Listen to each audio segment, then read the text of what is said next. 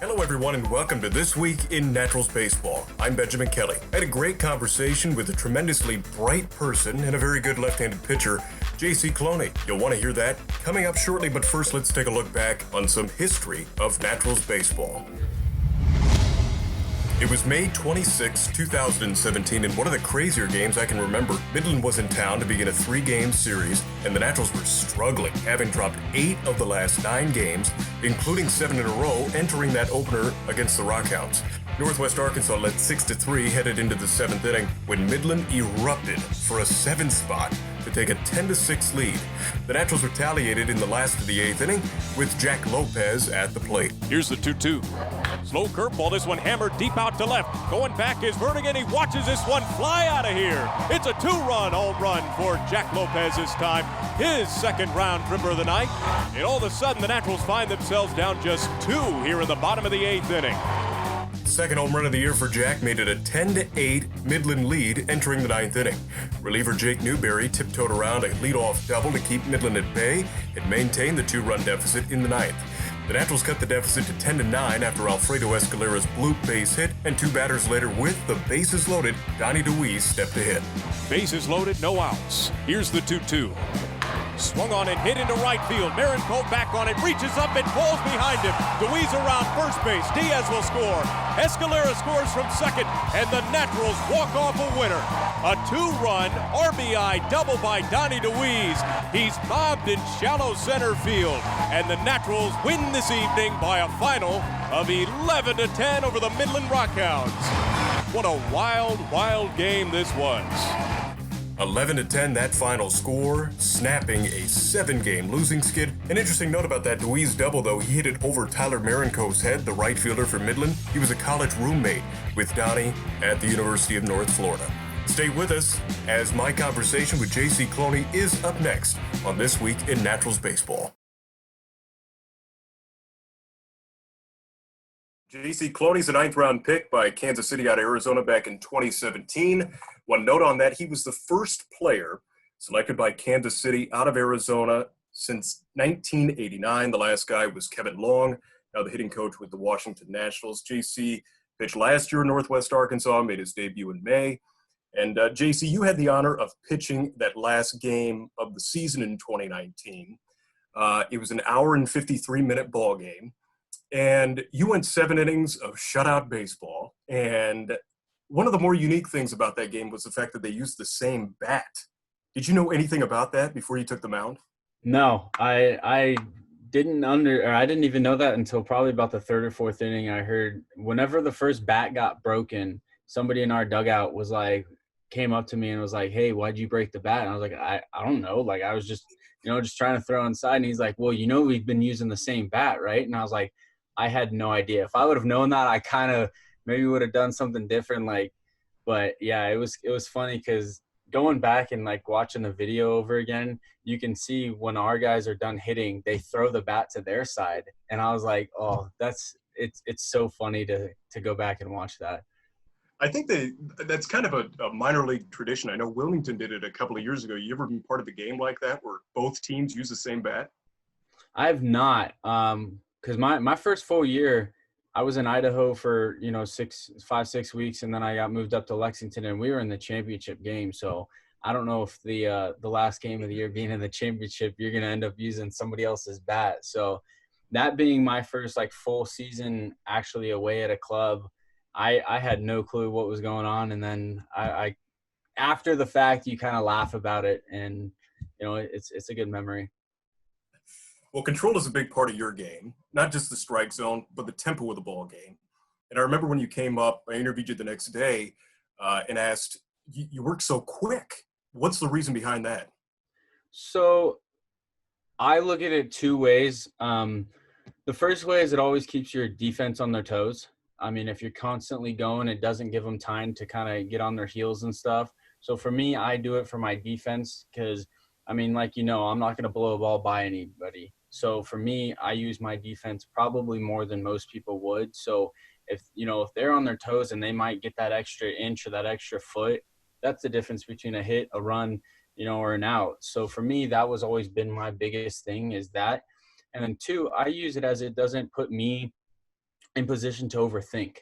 I get on the mound, and if my catcher is thinking, hey, this pitch right here is what I'm thinking, I'm good, go. And it kind of allows me, from the time I release the ball to get the ball, get on the mound, I can think of, okay, that felt good, maybe tweak something real quick, or, okay, this is what pitch I'm looking for next. And then if I'm up there, boom, go. But most of the time it gets you in a rhythm, and the muscle memory really starts to kick in. And I think once, if you're not thinking so much, you can allow yourself to really just, work your mechanics. And I mean, we've all been playing this game so long that you repeat your mechanics over and over, that you just you almost put it in like autopilot and just let it go.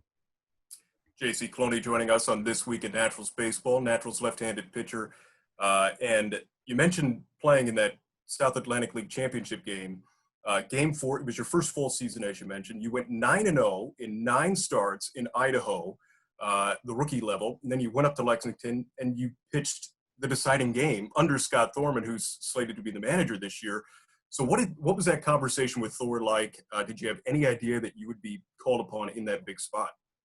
So kind of, it was me and Marcelo were two starters, reliever kind of a deal going into the playoffs, because I mean we had Kowar and we had Lynch as who were going to be our two guys going into the playoffs. And Marcelo and I were kind of like long relief guys in the pen. If they can't go far, we're kind of that bridge to the gap. Because I mean we had Lara, we had Tad, we had Urbeck. I mean, we had feel coming out of the bullpen. And, I mean, we had Rob Garcia, lefty, throwing feel. So for us, we're just the gap from the starter to the relievers, the 7th, 8th, 9th guys. And just, if we can keep the score the same, that's our job. And then when we went to the playoffs, we played the first 2 games at our place, day off, and then the first game at their place. And Thor told me and Marcelo going into game 3, he's like, hey, whoever throws tonight between you two, the other person's going to start game 4. So the whole night, me and Marcelo are both in the pen, and, he got called upon to throw that night. And I think he went an inning or 2 of like scoreless. Like he did his thing. And, the next day I knew going into it, I was going to start. And then my whole goal was, hey, if I can get through the lineup 2-3 times and have zeros across the board, then just give it to the guys who are, pumping upper 90s out of the back of the pen, and, the rest will be history. And we ended up, I think we won like 1-0 or 2-1 that game. And it was another fast game again too. So it was great. And we were out in Jersey, kind of near the shore, and it was a great time. So you've kind of been that catch-all guy, the long reliever, the starter, middle reliever kind of guy. How do you just keep your mindset? How do they overlap? How do you go back and forth between so many different roles? So that was actually something going into spring training. I had never relieved in my life. I had never come out of the pen, whatever it may be. I mean, the one time I actually came out of the pen, I knew that game. Had we gotten, it was in high school, had we got to the 7th inning and our guy couldn't go, I was going to throw the 7th inning. So it was kind of, I'm playing first base, and then it's like, okay, you got to pitch. So I've never been like, hey, you're down in the pen the whole game. If we call on you, you got to get ready and say 2 batters or whatever. So I actually talked to Morty almost all spring training once JJ had told me that I was going to go to AA as the long relief guy. And I told Morty, I was like, listen, I don't know, like, what's the routine's different, because as a starter, you're pretty much on a 5-day routine, and you just, rotate it over. And as a bullpen guy, you may be hot on a Monday, and then you may have Tuesday, Wednesday off, and you're hot on Wednesday, but if you don't throw, you may be hot Thursday. So he really helped me kind of develop a routine of, okay, when you get called upon, get your fastball ready. Ultimately, that's get your arm loose and get your fastball commanded, and the other stuff, you can kind of work your way into it. And then if you get your fastball ready and you have time to get your second best pitch ready. And if you're going into the game with 2, that's fine. The others will come along. And I think that was kind of one of the most comforting things is, you kind of just simplify it. And going to AA, I started as a starter, and me and Soti were actually supposed to piggyback each other. And then it ended up where I ended up starting for a little longer.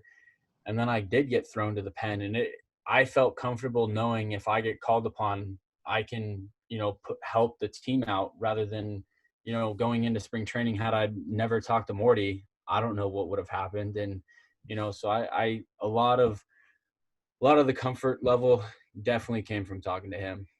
That's Clayton Mortensen you're talking about, right? Yeah. Yeah. Yeah. So what else did he bring to the table for you? It sounds like he was a pretty influential guy last spring training and maybe even this spring training. I mean, almost all of the coaches have something that they could say. I mean, you got Soup, who I was in Idaho with. I mean, you got oh my gosh, I can't think of his name. The guy I was in Lexington with. Mitch Stetter. Stetter. Yeah, Stetter. He's a lefty, so we kind of, got to talking about some stuff. So I mean, every pitching coach I've dealt with has always had a little nugget that could be the difference between you having, a short mind and moving on to the next thing, or helping you. And, even Luber and Wilmington, the 3 weeks I was with them, or Doug, I think for me was more fun, because it was more of like, you take what you got and you just enhance what you have. Sometimes you might get a little tweak here and there, but it was just more of like, hey, you know what you have to do, now go do it. So, I mean, with Morty, it was pretty much talking about just relieving. I mean, he got to the big leagues. He was a reliever in the big leagues, and that's the highest you can get. And if you're relieving and you're doing well in the big leagues, then what you have to say is going to be pretty good. So I was just all ears and listening to whatever he had to say about it. JC Cloney joining us on This Week in Naturals Baseball. And so when the quarantine started, March 13th, you went back, to Southern California, I imagine? Yeah, so it was actually really weird. We were just about to start live AB scrimmages. It was kind of that 3-4 day period where, the two groups are throwing live ABs, and we were right about to get into scrimmages, and it just starts raining for 3 days straight in Arizona. And I mean, having gone to Arizona, I hadn't seen rain in March ever. So for us, it was kind of weird. And so the last thing I did was, we had a live AB, in the rain on a Wednesday. Thursday we came in, it was raining the whole time. So they're like, hey, we're just going to light toss, like maybe do some stuff in the cages. And then Friday they're like, hey, we're putting you guys in the hotel. Like, you don't leave for 72 hours. We'll give you a call. That following Monday was supposed to be our off day. So like, we may scratch the off day and start up on Monday. And then Sunday came around and we're like, hey, we're sending you guys home. And everybody was kind of like, wait, what? Like, we just went from we're full steam ahead to, all right, we're going to take a couple days off, to, all right, see ya. And, rumors kind of were going around like, hey, it'll be 4 to 6 weeks and then we'll be back and kind of have like a modified spring training and then go to your full seasons. And then, we're, 2 months into this, 2.5 months into it. And yeah, so I came back to LA, and I had Alec Marsh out here for 5 weeks, I think. So I got to throw with him for a while. And then, I mean, I still got a couple of buddies out here who are playing baseball. So I've just been throwing with them. And I mean, LA minus New York City, I think, is one of the hardest hit cities. And, it's weird. I mean, LA County has 10 million people and we have 40,000 cases. So, I mean, in the grand scheme of things, it's, 0.4%. So, I mean, it's tough, but, everything's slowly starting to reopen again. And I think people are starting to get a little restless out here, and they're kind of like, hey, you know what? It's attacking a lot of the people who are kind of have underlying issues or older. So, if you're in your 20s, your 30s, your 40s, like, wear a mask, don't be stupid, stay away from people. But I think we might be able to go back to work again. So what have the conversations been like with Kansas City, just knowing that the season is such up in the air, even the big league season, let alone the minor league season? You listen to some of these other podcasts and they talk about like the stay hot zone, expanding the big league roster, having a core group of players at your spring training complex, kind of just staying hot, ready to go, waiting in the wings type of thing.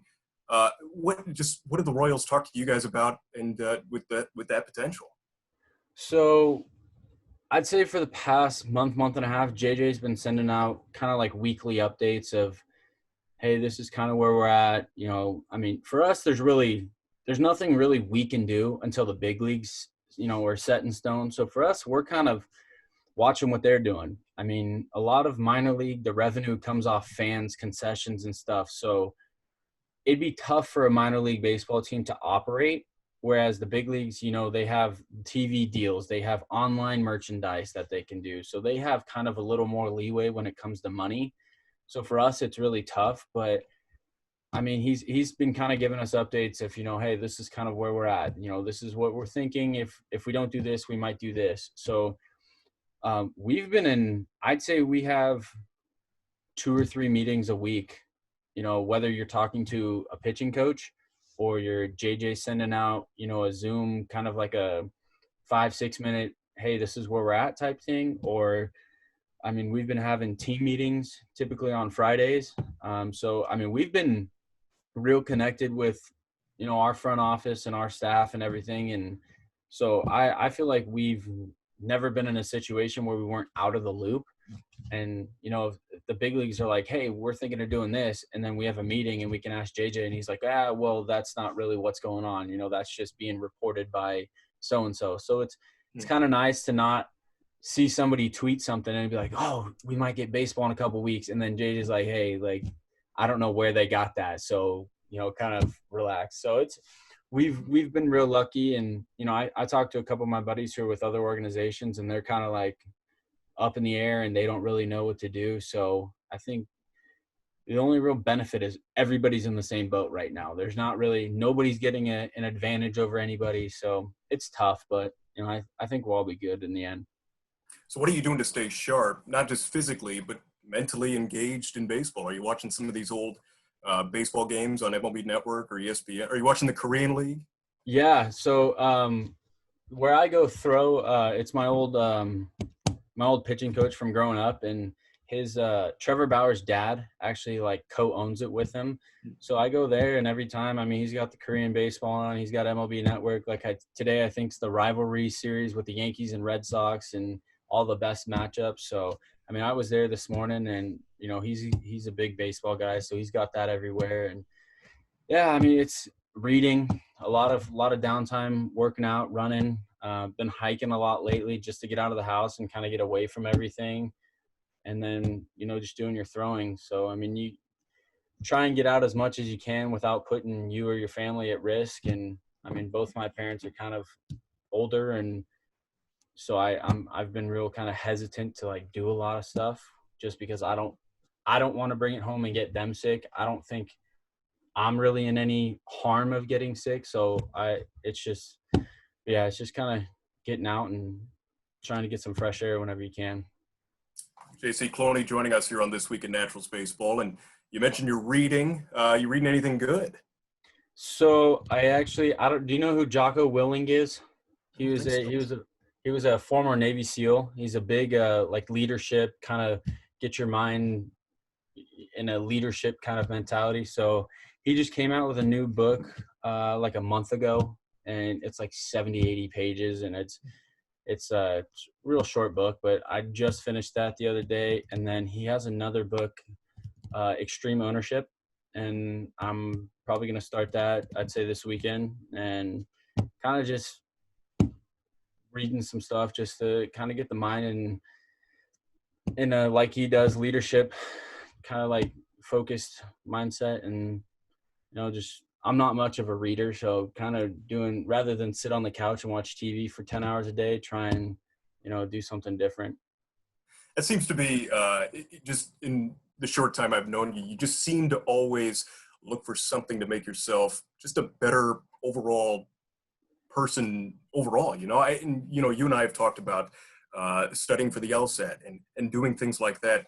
And I'm curious, where did that first seed of just wanting to do, making sure you had a backup plan, I guess, post baseball, where did that first come from? I would probably say my parents.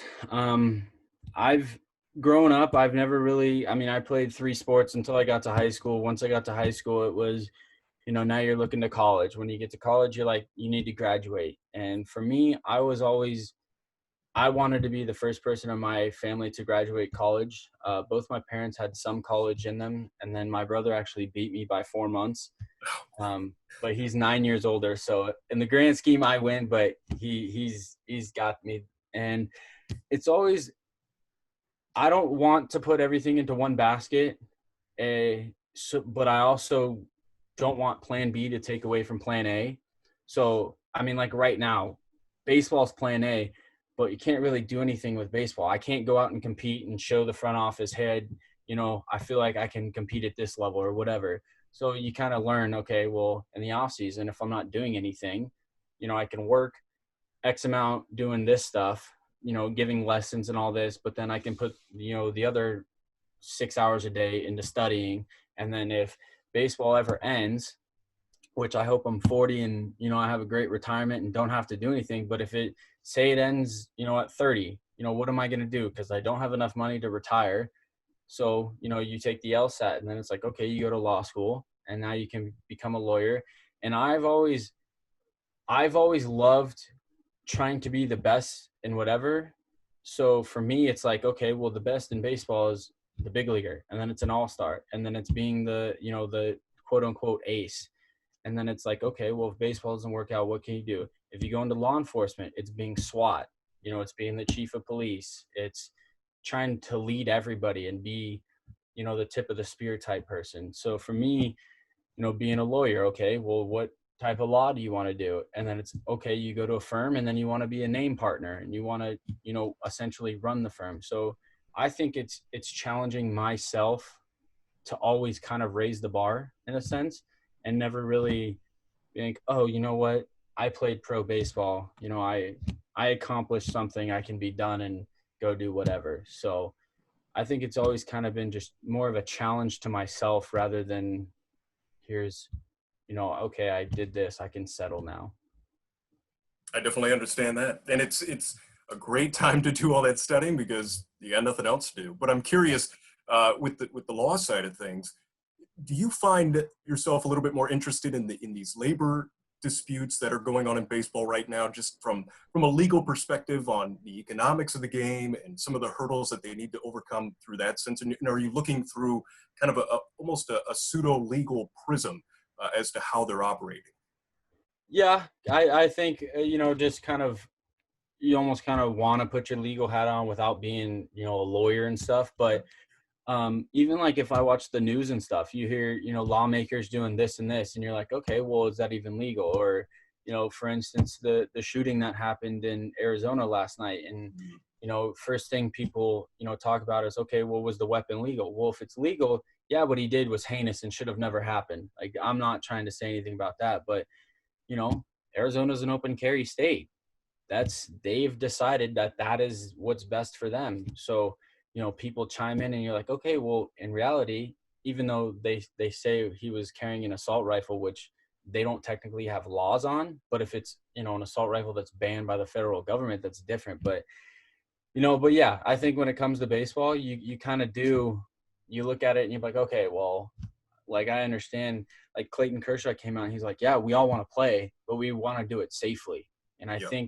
I think what sucks is, some people look at it like, I forget who it was, but somebody tweeted something about they wanted to take 83% of their salary.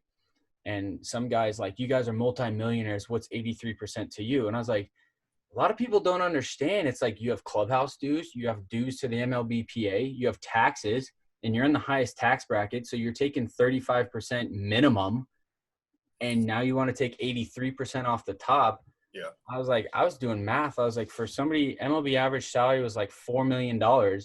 If you took it down, you're only taking home like $100,000 at the end of it, which is still a good amount of money. But a $4 million salary to $100,000. I mean, if you're Mike Trout and Kershaw and all these, 35 million, you're fine. But if you're making league minimum at say $600,000, it's a tough boat. And I mean, if you're in LA too, like, okay, Cody Bellinger, say he's making $600,000, they're taking 83%, and then he's paying for the MLBPA dues, and he's got clubhouse dues and all this. Like, it's tough to live in LA when you're making anything under $100,000. So, I think at the end of the day, yeah, it's going to be tough for them.